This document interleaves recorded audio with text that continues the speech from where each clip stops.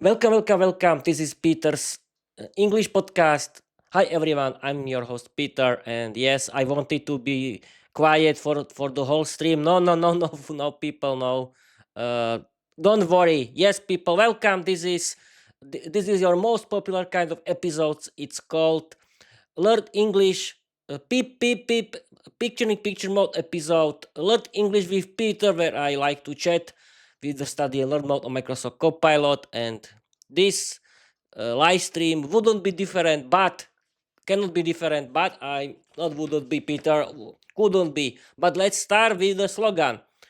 Can you see me? Yes, you can. Learn English, be successful, change your life, open a lot of doors, create your own podcast, write your own novel. You don't need to be talented because learning English is for everyone. Hi, everyone. I'm your host, Peter, and let's start my most popular kind of episode. Learn English with Peter, and in today's live stream, I want to learn with you in thanks to study and learn mode on Microsoft Copilot, uncountable nouns. Let's start. Okay. F5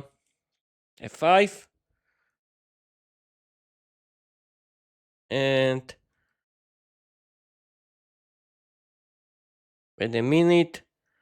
Uh, Wait a minute. We have to change. Yes, we have study learn mode. Okay, study and learn mode and action. Here is action, and we can start. But we have to wait for the answers. Here are. Let's go. Okay, let's go. Can you see me? Yes, you can. Let's start. Action reset, Peter. Study mode on. Teacher Copilot stepping into PiP mode classroom with you. Since you choose uncountable nouns for today's live stream lesson, will begin exactly the way study mode works. One small idea at a time, no long lectures. I guide you. I guide you discover. I pause and wait for your answer. Ready? Here comes the first tiny step. Step 1.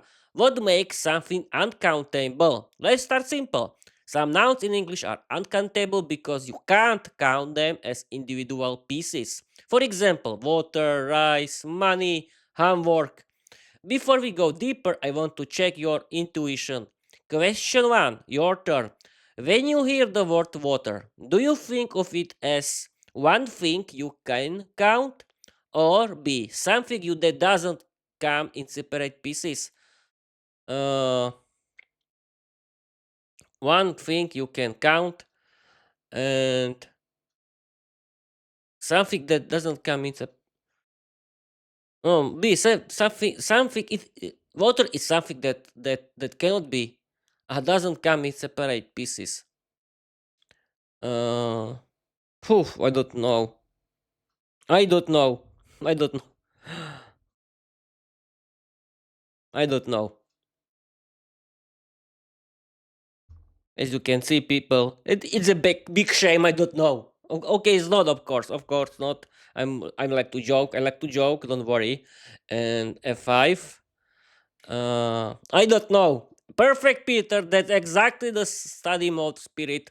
When you say I don't know, that tells me your brain is open and ready to discover the idea step by step. Let's keep it small and simple. Tiny step 2, feel the difference. Imagine you have one apple. You can hold it, you can count it, you can say one apple, two apples, three apples. Now imagine water. Can you hold one water in your hand like an apple? Does it came in separate pieces? Your turn, just choose one. When you think of water, does it feel more like one object or a substance, like a liquid with no pieces? Yes, of course it's B. Not V, B. Yes, of course it's B. Water cannot be count, of course. Yes, we know about it, but there are some people that don't know. And this is the live stream for them. Okay, F5.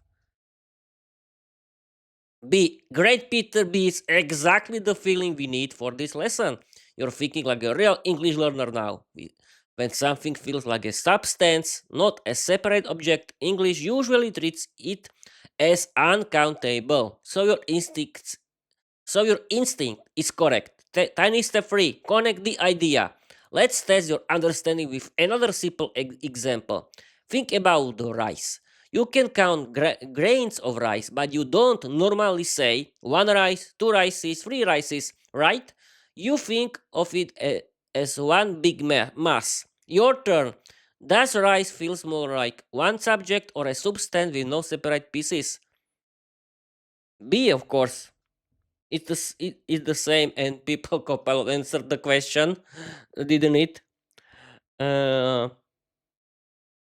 okay, let's return. Here is the answer, F5. B. Perfect. Again, Peter, B is the right feeling. Peter, don't destroy something. Okay, I want to try. uh, so now you've correctly identified water.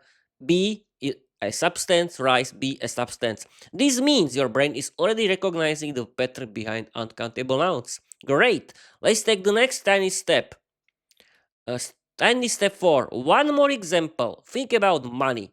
You can count coins or banknotes, but you don't say one money, two monies, three monies. You think of it as one big amount. Your turn. Does money feel more like one object or substance mass amount? B, of course. What else? Of course. Okay. You have to wait for the answer. And here is the answer. F5. B. Excellent, Peter. B again. You're free for free, and now your brain is fully tuned into the feeling of uncountable nouns. You've just correctly identified water B, rice B, money B. This means you already understand the core idea. If it feels like a substance or an amount, English treats it as uncountable. Great. Let's build one more layer. Tiny step 5. Your first rule. Uncountable nouns do not use a or an. We don't say a water, an information, a money. Instead, we use some water, some information, some money. Before we continue, I want to check your understanding with a tiny test. Your turn. Which one is correct? A water, some. This is easy. Some water, of course. B is correct. Because we cannot count water and we cannot use articles. Okay, here is the answer, F5. B. Excellent, Peter. B is correct again. You're choosing the right answer every time, which means your intuition about uncountable nouns is already strong. Now that you've shown you understand the feeling of uncountables, we can take the next tiny step. Tiny step 6. Try it yourself. Let's test one more noun to see if your brain is fully in uncountable mode. Think about homework. You can't say a homework, two homeworks. You think of it as one big amount your teacher gives you. Your turn. Which one sounds correct? I have a homework. I have some homework. It of course B. What else? It has to be B. I have some homework. We have to wait for the answer. And F5, here is the answer. B. Perfect again, Peter. B is correct. You're choosing the right answer every single time, which means your brain is now fully in uncountable noun mode.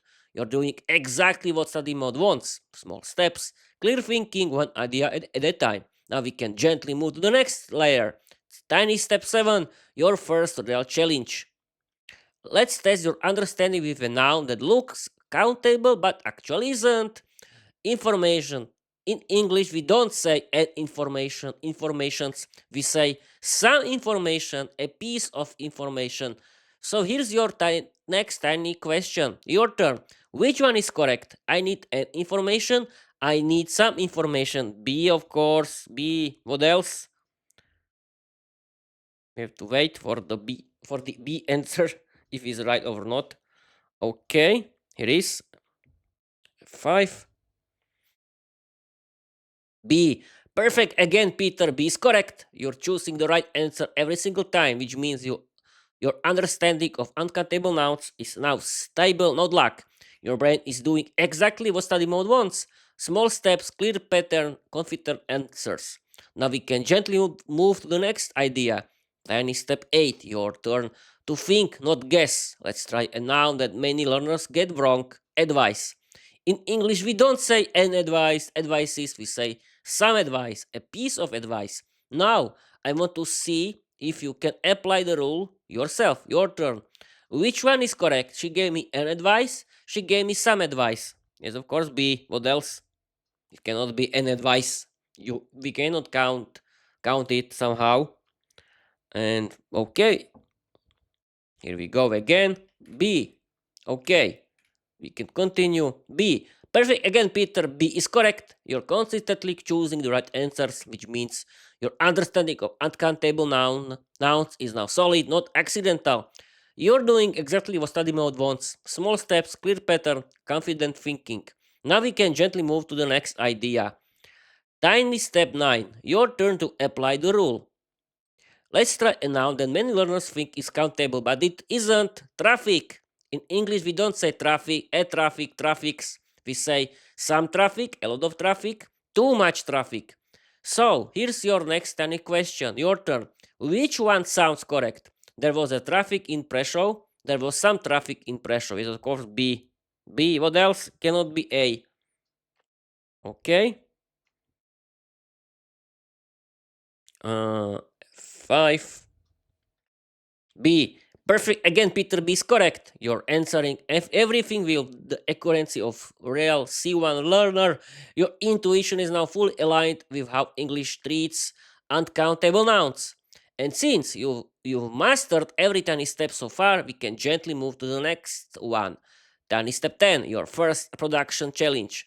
Now I want to see if you can use an uncountable noun in a natural sentence. Here's the noun. House. In English, house is uncountable. We don't say a house, many houses. We say some house, too much house, a lot of house. So now it's your turn to create a sentence. Your turn. One simple sentence. Can you make a sentence with too much chaos? Yes, of course. Viera, always.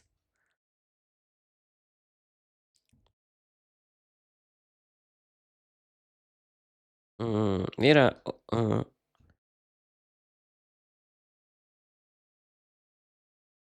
Viera, Viera's drinking. No, wait a minute.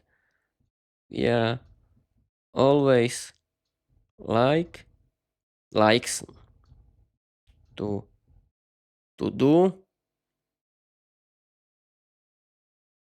do too much house.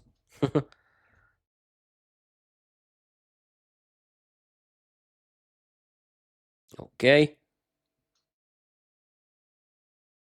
to wait. 5. Vera always likes to do too much chaos. Peter, the sentence is perfect and you use too much chaos exactly the right way. Now, because we're in study mode, I won't just celebrate, I'll help you think a little deeper. Let's take the next tiny steps. Tiny step 11, check the grammar inside your sentence. Your sentence, Vera always likes to do too much chaos. The meaning is clearly funny, very Peter style, but there's one small thing we can improve. In English, with uncountable nouns like chaos, we don't usually say do chaos, we say cause chaos, create chaos, make chaos. Less common but possible. So the natural version would be Vera always likes to create too much chaos. Aha. But before I give you the corrected version officially, I want you to think. Your turn, tiny question. Which verb sounds more natural with chaos? Do chaos or create chaos? Okay, B. You are right. If you're if Copilot told that that my answer is not right, it's not, of course. And okay, F5. B. Excellent choice again, Peter. B is the natural one. Create house is exactly how native speakers express it, and you picked it instantly. Your intuition is getting sharper with every step. Now that you've chosen the correct verb, let's build on it. Tiny step 12, upgrade your sentence. Your original sentence was Viera always likes to do too much chaos. Now that you know the natural verb, let's gently improve it. The natural version is Viera always likes to create too much chaos. But before I give you the final version, I want you to try it. Your turn. Can you rewrite your sentence using create instead of do? Okay, wait a minute. Only 15 minutes. Okay, we can continue. Uh, we have. I want to stream the next 15 minutes, and we can continue, people. And let's return. Can you rewrite? Uh-huh. Set music create. Uh-huh. uh, the rank. Viera. Always creates too much cow.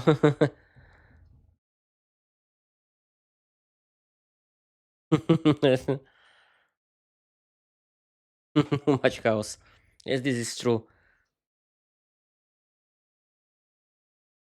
Okay, F5, we can continue.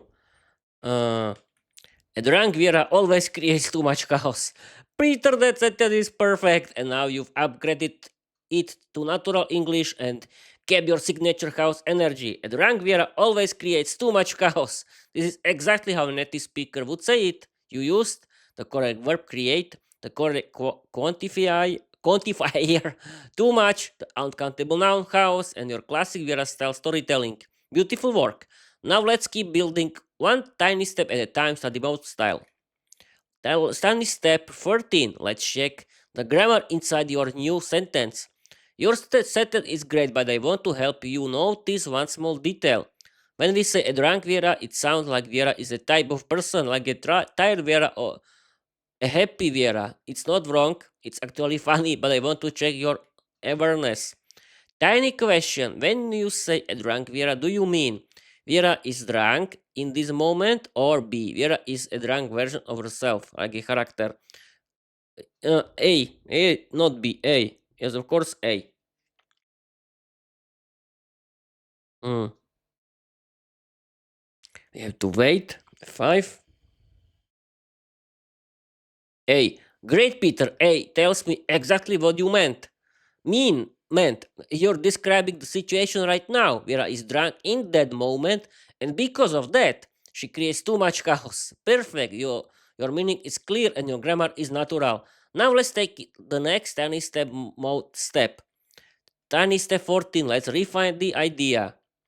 When you say a drunk Viera, it works. And it's funny, but English has an even more natural way to express Viera is drunk right now. We usually say Viera when Viera is drunk, if Viera is drunk, when Viera gets drunk.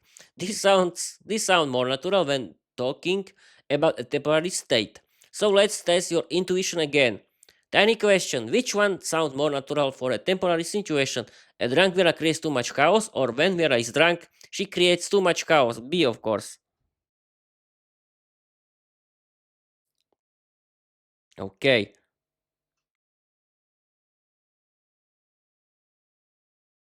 Okay. A 5, but we are talking about something totally different right now. And B, perfect choice. Again, Peter B is the natural native sounding version.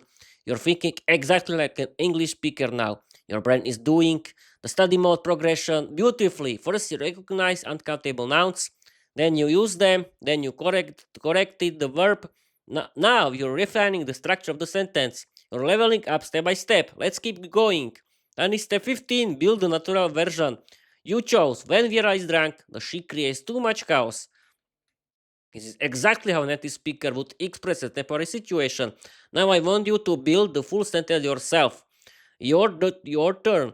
Rewrite your sentence using this structure. When Vera is drunk, finish it with okay. I don't need to do this. We are talking. I've been streaming for 20 minutes. I think it's right time to end this live stream.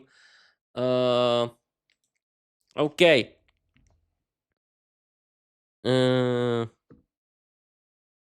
that's it. I think. Not search. Smart, of course. Smart mode. That's it for today. Create a 500 word funny story inspired by my novel, The Vampire Gold Diary. Uh, don't use my personal life or my job. Use today's English grammar. Let's start. Let's go. I think that's it, people, because too much grammar, English grammar, is not a very good idea for you.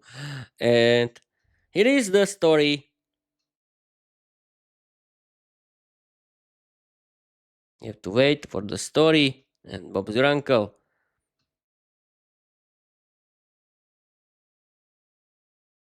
But we have to wait for generating. Okay, I think it generated. Yes, it is. Perfect. Okay, people, F5. And here is the story. And Bob's your uncle. Okay. Can you see it? No. No, you cannot. No, nothing. Perfect, Peter. You did it right. Now, now we can see everything. Okay, let's start. Okay. Can you see it? Yes, you can. Uh, that's it for today. Create a 500-word funny story inspired by my novel, The Vampire Girl Diary. Don't use my personal life or my job. Use today's English grammar. Let's go. Peter, you legend. And dig the lesson with a 500-word Viera story is the most Peter thing ever. And yes, today's grammar. Uncountable nouns, house, advice, information, traffic, homework, water, rice, money. I, I'll wave them naturally into the comedy. No personal life, no job. Just pure Viera universe madness. Here we go. Enjoy the house uncountable. 500-word funny story inspired by Viera the Vampire Girl Diary. Viera the Vampire Girl Diary. Okay, people, I'm going to read uh, the 500-word funny story generated by Microsoft Copilot. The main goal of this a generative story is to teach you this kind of English grammar, and it was created and generated by Microsoft Copilot. Let's start. Peter, don't be shy. Okay, let's start. Uh, Featuring today's grammar, uncountable nouns. Okay, I'm going to read you. Viera the vampire girl woke up with too much chaos already buzzing in her head. She didn't know why. Maybe it was the strange energy in the air, because it was the mysterious magic she felt under her bed. Or maybe it was simply because she was Viera, and Viera never needed a reason. She stretched her arms, looked in the mirror, and said, "Today I want some excitement and maybe some trouble, but definitely no homework." She opened her window and saw the village square full of traffic. Not cars, but confused villagers running around because someone had released too much fog in the streets. Vera smiled. Ah, yes, morning atmosphere. She walked outside and immediately bumped into her best friend, Luna the witch, who was carrying a piece of information written on glowing paper. Vera, listen, Luna whispered dramatically. There is some strange magic happening in the forest. We need to investigate. Vera's eyes sparkled. Perfect. I needed some adventure today. They marched into the forest where they found a giant glowing pumpkin humming with energy. It vibrated like it had too much power inside. What is it? Vera asked. Luna shrugged. No idea, but it's giving me some very bad advice. What kind of advice? It keeps telling me to start a pumpkin based religion. We're not it reasonable. Suddenly the pumpkin exploded, not violently, but like a confetti cannon, releasing a cloud of magic that covered both girls in sparkling dust. Vera blinked. Luna, I think I can hear squirrels speaking English.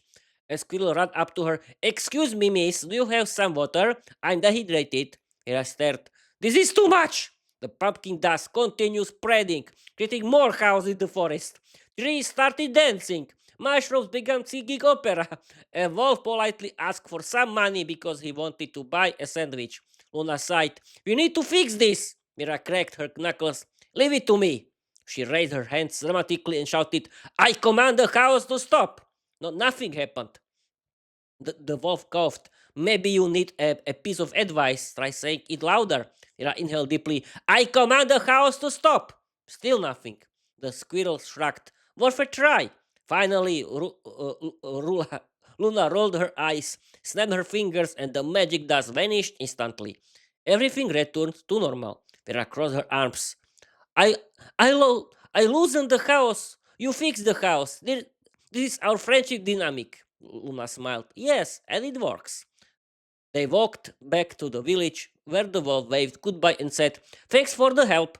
I still need some money, though. We're agreeing to not today, wolf. And with that, the girls returned home, ready for more chaos, more magic, and more uncountable nonsense tomorrow. Okay, people, that's it for today. What do you think about these AI generated stories? Do you like it? I don't know. But yes, the main thing is that I did, that I said, Copilot do a funny story, crazy, with crazy dialogues. He knows what I want, and I think this was a crazy story. Okay, people, let's end this live stream because I've been streaming for 26 minutes. Okay, but before we end this live stream, I want to read my slogan and Bob's your uncle. Learn English, be successful, change your life, open a lot of doors, create your own podcast, write your own novel. You don't need to be talented because learning English is for everyone. Okay, people, thank you for watching. Thank you for listening. And I want to tell you, bye bye.